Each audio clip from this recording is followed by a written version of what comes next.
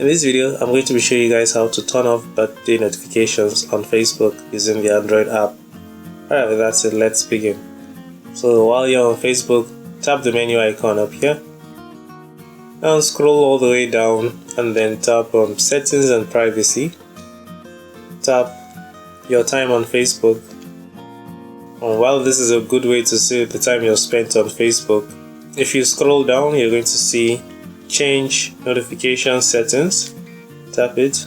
Now I'm not sure if there's another way to get to this part, but this works, so I don't see any point of not using it. Anyway, so this is the birthdays options. Tap it. So for me, I've turned it off. I don't want to get notifications when there's a birthday coming up or when it's someone's birthday.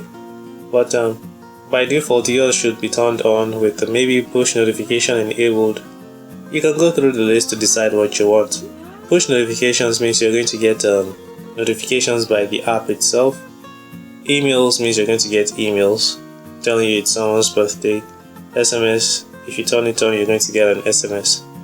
Essentially, you just have to turn this off, and by doing so, you're not going to receive notifications when it's someone's birthday. So when you tap turn off again, that's all. So no more birthday notifications for you.